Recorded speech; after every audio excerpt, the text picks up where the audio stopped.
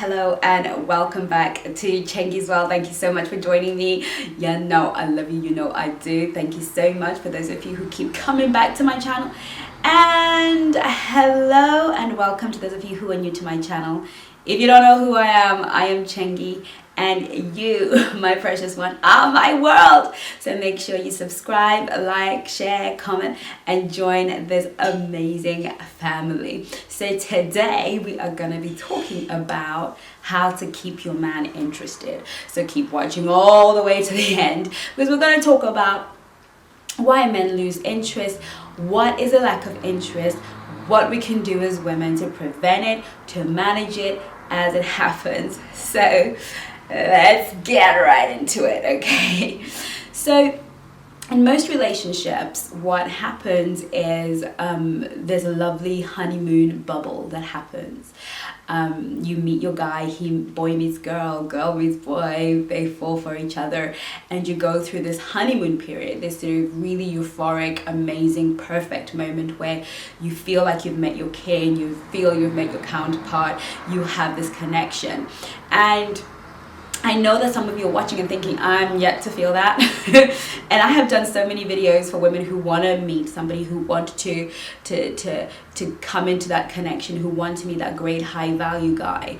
But I find that sometimes as we are going into that season of manifestation, and as we're beginning to meet our men, or some of us are already in relationships, some of us about to meet your guy, it's amazing how you realize when you're inside of that you don't quite know how to keep the chemistry interested, and sometimes don't even know when the relationship is taking a turn and when to turn with it. So I have done a video on this channel about relationship shifts. You might want to go and watch that, so that some people, as you're in relationships, when the relationship shifts, sometimes it causes a bit of panic and makes us do and say the wrong things or misinterpret what's going on. But actually the relationship is just shifting from one dimension to another. It's deepening, it is getting more meaning, and it is becoming more impactful to both of you. And the more people get close to each other, the more that is at stake, is the more investment has taken place. But we're talking about a situation where you've met this guy, he's great, he's all that you've been praying for, at least you think he is, and he's pulling out all the stops. He wants to get the girl, because guess what? Men are very goal orientated. They're very goal target orientated. Masculine energy is very goal orientated. As women, we're not, feminine energy is not so goal orientated. We nurture and respect the process. We enjoy the process. The process is in fact the goal, and we're perpetually building a relationship. There is no such I got the guy thing. But men are very much into goal. They're very goal oriented. So a guy would think, how do I get the girl? His mission is to get the girl, and he will spend as much money as he can, spend as much time, sacrifice whatever he needs to sacrifice for that short space of time that he's given himself to get the girl. So when he has achieved the goal and now he feels comfortable that he's got the girl, she's not going anywhere anytime soon, then what he does is he begins to revert to type. He begins to actually relax within himself and begin to really sort of not be so urgent. Sometimes it starts to feel to the woman as if he's pulling away. It starts to feel as if he's losing interest. It starts to feel as if the relationship is going into crisis. But in fact, all that's happening is he has met his goal. He's got the girl. He's confident that she's fallen for him. He's confident that she genuinely cares. And men know when they've got your heart. They know when they got you, okay? When they know when you're all in, and they're starting to relax and show himself for who he is. He's starting to introduce you to his reality, and at that point we feel like the romance has disappeared. Oh my god, something else happening, because for us it was never a goal. Our goal is to perpetually build a relationship that goes from stage to stage to stage, okay? But he's finished with that side, that particular goal. He's probably setting another one for himself concerning the relationship, and when he feels it's reached that milestone, he will then click the let's move forward button. Okay, so men are not quite wired the same way as we are, and when we don't understand that, we begin to interpret what they're doing as something that it actually is not. Now, what ends up happening is when that shift comes, when that bubble bursts, when that honeymoon period sort of ends, in his mind is not quite ended per se. He's just living his best life, his normal life. He's got his woman, she comes over, and yeah, he doesn't take her out anymore, and he doesn't spoil her anymore, but he did that to get her, right? And he's not trying to get her. So, and she's here. And what we do as women is we're unaware of that dynamic. So what we do is we begin to abandon ourselves. Okay, when we're in that bubble, it's so euphoric, it's so amazing that we begin to abandon ourselves. We abandon our lives in order to almost create this amazing, to perpetuate and to promote and to propagate this newfound place. It's almost like a drug, and you almost sell everything that you have. So how do you then give him a jolt? Every guy needs that jolt, and that jolt for men comes when he feels that he hasn't quite got you, or that he is at risk of losing you. Now, that's not about playing games. The reality of it is he pursued you in the beginning because you were running somewhere. Okay, you don't chase something that is stagnant. You just approach it and you take it. But the fact that he had to chase you, spend money on you, take you to nice places, buy you gifts, and do all these incredible things is because you were in momentum, you were in movement, you were doing something that made you somebody to chase. And so your value was such, and because you were moving, there was always the risk that he might not actually be able to have you. He might actually miss you. Somebody else might get you because you are moving your momentum. You're moving in your own trajectory. And this is why for those of you who are looking and still waiting to be found by love, that's why I always say to you, have something that you got going on. Love the life you live. Stop waiting for it to get better when you meet a man, because a woman that is living her best life and pursuing her dreams and ambitions is so much sexier, so much attractive to a high value man. Okay, so one of the things you have to realize is that proximity diminishes chemistry. Okay, so at first, when you're in that honeymoon period, what you're doing is bonding. You are building that intimacy. The chemistry is in your body. They are going and they're raging, and it's important for that bonding to happen that you are in close proximity, that you can smell him, you can touch him, you are in the same physical space. Okay. That is very important for that initial bonding of two people. But what ends up happening is when it goes beyond that phase and we still want it, that proximity is also a double-edged sword, because the other side of that coin is that chemistry begins to diminish. Okay, the more time you spend around somebody, the more familiar you become. And familiarity breeds contempt by its very nature. So the more time I'm spending in your space or his space, the more time you're spending in his space, the more you are sort of really putting yourself in a position where you are becoming very, very familiar to him, and you're becoming like his sister, his mom. And with us as women, that familiarity doesn't kick in as quickly as it does for men. Men get comfortable, that masculine energy gets comfortable really quickly for the reason I gave earlier on, because he's met his goal, so he gets into comfort zone. But for us women, because a man's goal is to get the girl, really marriage and everything else that comes thereafter is really for the woman. Men, some of them would like to get married. Most men who are decent would like to get married, or and have families, but it's never a number one chief priority really on their minds in the same way that it is for us. So we're perpetually journeying to the point of commitment. We're perpetually journeying to the point where we feel like, okay, this is a sure thing. And so we get comfortable too at some point when we feel that we're that secure. But our security comes less as a goal that has been met, and more of him giving us that verbal commitment, or that commitment in terms of a ring.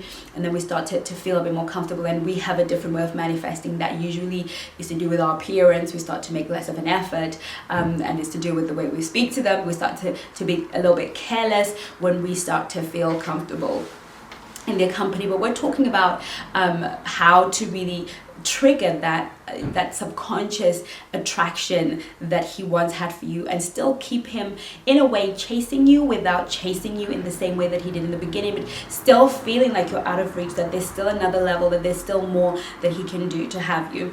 And one of those things is to go right back to the woman that you were before the bubble. What were the things that you enjoyed? If you used to go to the gym, keep going to the gym.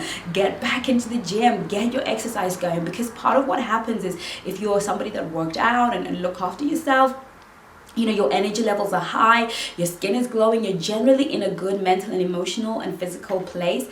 And when you're in love, you don't want to go to the gym, you want to stay in and do stuff and, you know, just be together. And the gym just seems like a complete waste of time. You've got the great body that you were always wanting, and you get to enjoy it now, and he gets to enjoy it now, so you stop going. And so that proximity begins to kill the chemistry. So what you need to do is to begin to go back to the things that you love, go back to your interests, start spending more time with your friends. Because what happens is, when a guy begins to feel comfortable and starts to almost pull away, or starts behaving like he's taking you for granted, what happens is that our nature, our instinct is to chase. Our instinct is to, how can I get him back? How can I get it back? How can I get it back? You're so desperate to get back into that space that we begin to chase, and then we become the masculine energy, and then he becomes a feminine energy trying to run away from our grip. Now, men need space. They do. They just built this way. When they come into real deep intimacy with a woman, how they process that is through space. How we process that is through talking. So a man is going to want to take some natural space away, and that is your opportunity not to go chasing, to let him know that you're here, that you still care, but actually, I'm getting on with it, get on. If you were writing a book, whatever you were doing, just get on with it, get passionate about it again. It will bring fresh conversation. It's great for your guy to call you and ask what you've been doing, and you can tell him, I've done that, I've made progress with this, and I've made progress with that, because that keeps you the woman who is in movement, who is in momentum. And if he doesn't pay too much attention, you might meet somebody, or something might happen, and it's not something that you have to say, think, or try and put across, but it will make him realize that you're not sitting around waiting for him to make your life come together, and that will spark that attraction and bring that interest back into your relationship. Okay, so that is so important. So one thing that you need to do is honor yourself. What I've really been saying in this video so far is honor yourself, honor your work, your visions, your dreams. Go and rewrite that vision board, that chart, get a financial plan together, start a business, do something at that time that just says to him, I am moving forward in a positive, amazing way. I am a moving vehicle, and I am going towards light. And if you want to be part of it, everybody wants to join that kind of party. Who doesn't want to be in a relationship with somebody who is in momentum? We love momentum. We love people that are go-getters, who are doing what they believe or following their hearts.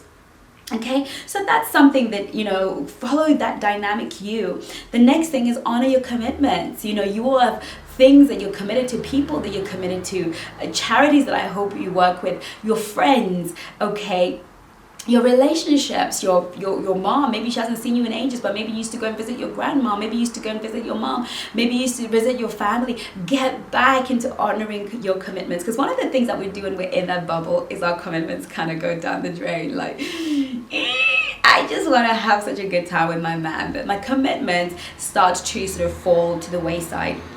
So get back to your commitments, get back to your life, and honor your relationships. Okay, that's the third thing. Your family, but the one relationship, and really this should be number one on my list, but I wanted to make it last because it is so important that I want to leave it on your heart. The number one thing that we do when we fall in love is we have a place in our heart where God is enthroned, where he came first. You prayed, you were with him, you cared about him, you cared about his thoughts, you put him first, you put him last.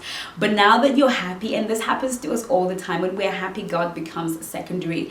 It's so much easier to worship a man that you can touch, feel. It's so much easier to connect with something that is physical, and it's easier to just take God off the platform and the throne of your heart and put a man on there and worship him. And worship corrupts and destroys. We're not, as human beings, designed to manage praise and worship. We're not designed for worship. So whenever we take on worship, it corrupts our soul and it begins to destroy us, and it makes it is not, our souls and our spirits are not built for worship. Only God can take worship. Okay, so what we do is we begin to put that man on the throne of our hearts, and he is the one that now has to be responsible for our peace, our happiness, our fulfillment, our joy, because in that bubble that we were in, he just seems to fill up our world, and that love and that emotion and that new excitement was just like everything. Okay, you didn't even need to pray, you went to bed happy, you were in such great energy. And now it's been taken away, and what happens is you then begin to realize God is a jealous God and he will not be replaced. And the one relationship that you need to gather and get back is the one you have with God, and God has to be first, last, and center even in the midst of it, because when you then put God on the throne, you realize that this man doesn't have to be your everything. This man doesn't have to be the one that satisfies your every need. He doesn't have to be the one that puts a smile on your face, and that reduces the pressure that you're putting towards that relationship to meet your needs. It reduces the pressure that you are putting. I want that joy back, I want that happiness back. No, go back to the source of joy and happiness and get it from there. And then the other things that he cannot provide, that your friends used to bring, go get that from them. That your mom used to give, go get that from them. Go to all of your resources, because God did not put one person in your life to be your everything. Every single person in our lives has a particular role to play, and when we eliminate everyone and everything for an extended period of time, not just for that little bubble, for an extended period of time, then we put pressure on somebody to be our everything, and that is when we begin to sabotage that relationship. That is when we begin to destroy that relationship. That is when we begin to sacrifice that relationship that was meant to meet a fraction of our need. Our romantic relationships feel to us when we're single that they're everything we need, but they're just simply a piece of the pie. Your life is made up of a big pie, and on that pie is family and friends, is God. On that pie is your career, your money, your ministry, and a man is just a part of that pie. And of course, when he's missing, it's not so yummy, but the reality of it is he cannot therefore come into your life and become the whole pie, because that is when we begin to sabotage the relationship. So you keep a man interested by really truly being interested in yourself, interested in your life, committed to your life, honoring yourself and honoring the things that you have committed to, and just being on your path and honoring your path until this man rises to the occasion and gives you a reason for you to merge paths with him, and then you two can go on and have a happy life. But should he choose that maybe that he's just not interested anymore, you can never say that you abandoned yourself. The only way to truly keep a man interested in you is to keep yourself interesting. Okay? You cannot keep somebody interested in you if you do not keep yourself interesting. So stay interesting. Take care of you. Love you lots, and I'll see you in my next video. See you on Instagram and Facebook. Don't forget to subscribe if you haven't. I'll see you soon. Bye bye now.